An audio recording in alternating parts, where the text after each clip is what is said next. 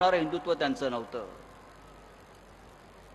आज देश फक्त एका विचारानं लोकांना गुंग आणि धुंद करून,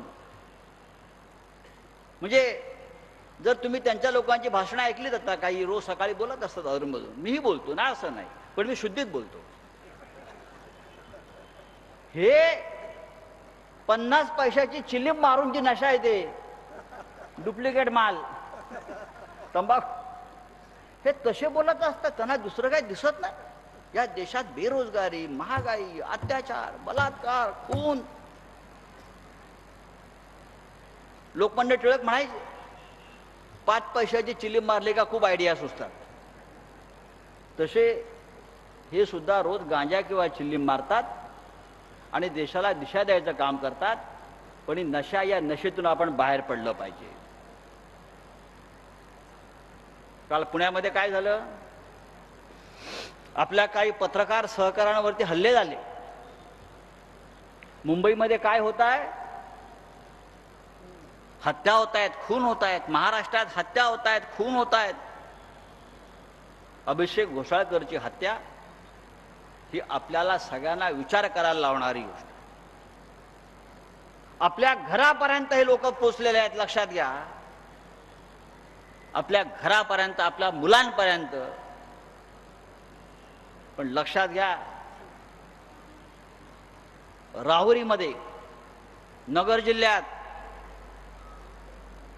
ॲडव्होकेट राजाराम आढाव आणि त्यांची पत्नी मनीषा आढाव, 2 वकील दाम्पत्य, सुशिक्षित, दोघांचं अपहरण करून हत्या करण्यात आली. काय करताय सरकार? काल पुण्यामध्ये निखिल वागळे, असीम सरोदे, विश्वंभर चौधरी या 3 पत्रकार आणि सामाजिक कार्यकर्त्यांना भर रस्त्यावर खुनी हल्ला झाला. या राज्याच्या गृहमंत्र्यांनी तोंड उघडलं, या राज्याच्या मुख्यमंत्र्यांनी त्याच्यावरती मत व्यक्त केलं, अजित पवारांनी मत व्यक्त केलं. हे गुंडांचं राज्य आहे. मी रोज गेले 12 दिवस या मुख्यमंत्र्यांचा मुंबईतल्या गुंडांबरोबरचे फोटो प्रसिद्ध करतोय, ट्विटरवर टाकतोय. खुनी आहेत, त्यात बलात्कार आहेत, त्यात खंडणीवाले आहेत. हे सगळे खुनी मुख्यमंत्र्यांबरोबर सेल्फी काढतायत. गृहमंत्री काय करतोय? या राज्याला गृहमंत्री आहे की नाही? जर आमच्यासारख्या माणसाचा एखादा फोटो आला, एखादा गुंड आमच्या गाडीत बसला, तर पोलीसवर आमची चौकशी करतील, आमचं स्टेटमेंट घेतील. पण कल्याणमध्ये एक भाजपचा आमदार गणपत गायकवाड, त्याने गोळ्या झाडल्या. पण ते गोळ्या झाडल्यावर तो असं म्हणतोय की मी गुन्हेगार झालो, याचं कारण या राज्याचा मुख्यमंत्री एकनाथ शिंदे आहे. आणि माझे कोट्यावधी रुपये ज्या एकनाथ शिंदेकडे पडलेले आहेत, हे कोट्यावधी रुपयाचा हिशोब या राज्याचा गृहमंत्री, या राज्याचा आर्थिक गुन्हा विभाग, पोलिसांचा ईडी हे घेणार आहे. जर एक आमदार सांगतो, त्याचं स्टेटमेंट आहे की माझे कोट्यावधी रुपये पडले, हे कोट्यावधी रुपये कुठून आले, हा गुन्हेगारीतला पैसा असेल तर money laundering act, PMLA section 45A, ज्याच्यावरती आमच्यावर कारवाई झाली, त्याखाली या मुख्यमंत्र्याला तात्काळ अटक व्हायला पाहिजे. हिंमत आहे या गृहमंत्र्याची, या राज्याची, अमित शहाची, या प्रधानमंत्री मोदीची, जो भ्रष्टाचार सहन करणार नाही म्हणतो, भ्रष्टाचाराच्या बाबतीत 0 टॉलरन्स म्हणतो.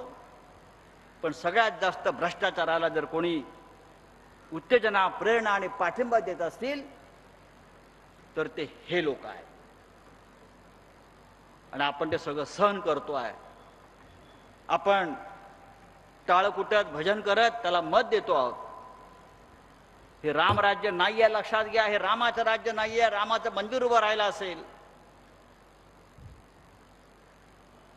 राम मंदिराचा उत्सव साजरा झाला असेल, पण हे राम राज्य नाही आहे. रावणाचं राज्य यापेक्षा चांगलं होतं श्रीलंकेतलं, लंकेतलं. रावण हा तसा उत्तम राजा होता, आपल्याला माहीत असेल. पंडित होता, विद्वान होता. पण सत्य आणि असत्य, धर्म आणि अधर्माची ती लढाई होती, राम आणि रावणाची.